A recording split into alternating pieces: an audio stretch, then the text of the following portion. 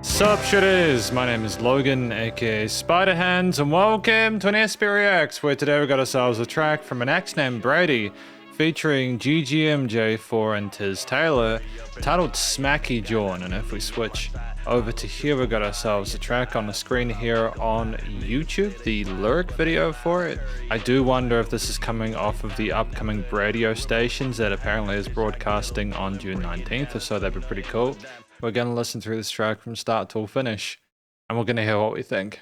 Let's do it. What do we got? Legitimate music.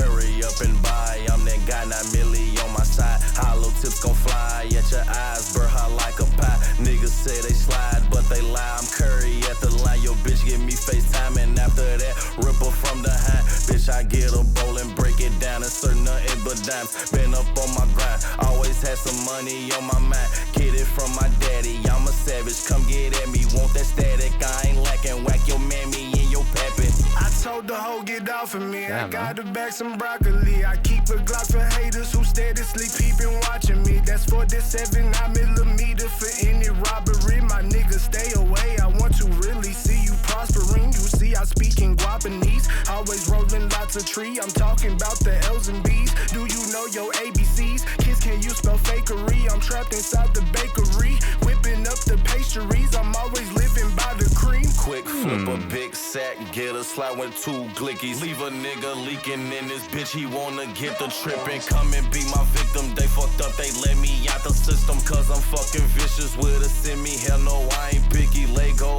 my ego, got shooters on the payroll. My block, that bitch is fuego. Go Diego, Diego. So say ho, you need to stop playing, I need my pesos. Pussy juicy, I think she seasoned it with some Danos. I'm about to use it, then flush out like some Drano. Y'all need to quit the capping, I never really did play though. Zachy got the Great use of wordplay there. Sorry, I'm gonna try not to pause too much, but I do. Some of it's quite good. Smacky and he passed him to the left. That's when Tristan hit like piston. Shit was vicious in a mess. I heard Jerry shot a basket and it smacked you in your chest. You could catch our asses rapping, gassed up at the Sportsplex. We be smoking bluegrass. Heard your girl, she play Red Rover, cause my doggy hit a line. And that hoe, she ran right over. I've been known to keep a clover, but I make my own luck. Yeah, my future in a folder, dropping boxes from my truck. Jerry still rocking them chucks. Tiz is rich as all hand tailored. My team coming for them ships. I ain't talking about no sailors. We take mailers if it suits your girl, like Buddha, Karma Sutra.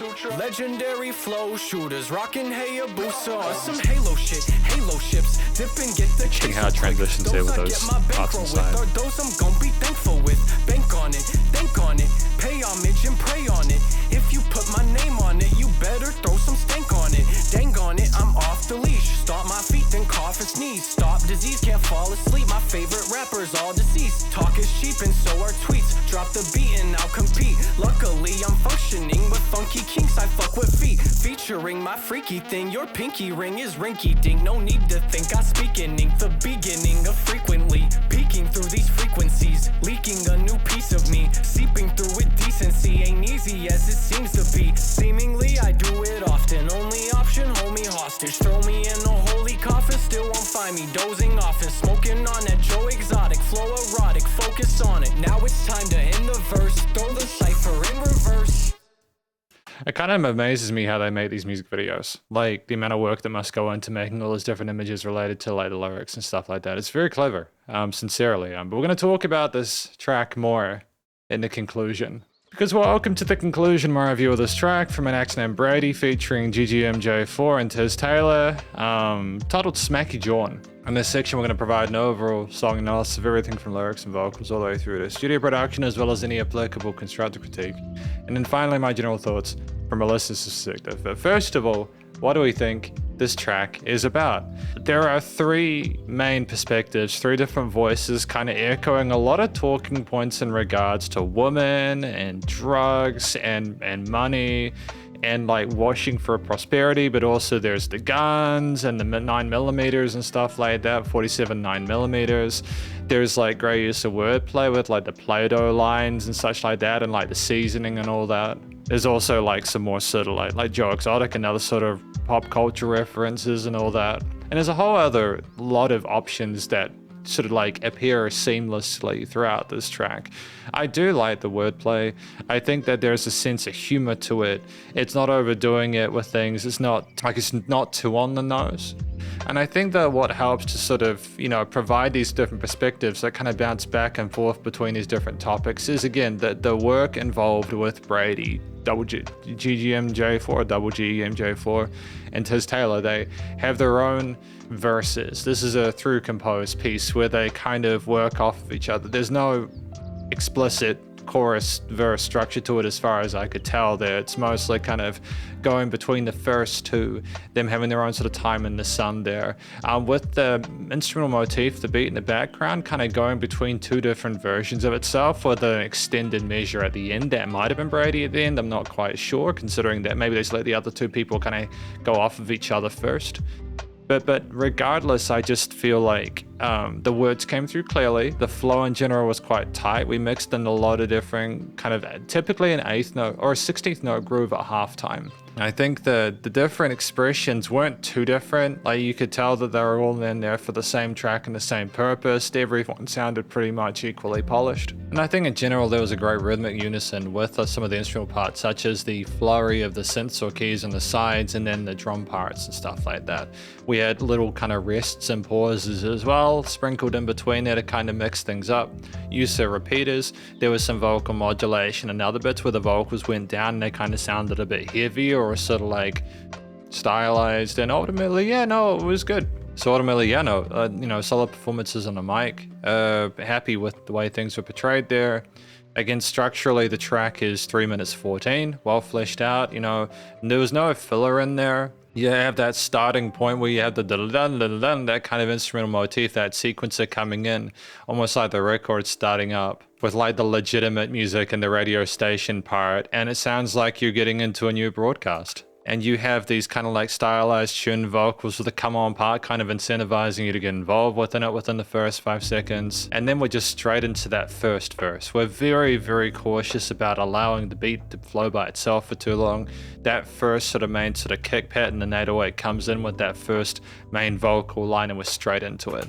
Got a mixture of 16th and sort of triplet 30 seconds there to kind of like have this sort of ciccadish kind of trappish feel to it. I like the roundness and the tone of the drums as well there. They have a nice kind of body in the mix. And there's a sense of extra heaviness and parts to how kind of crushed they sound there. It adds a point of aggression or sort of like resolution to it.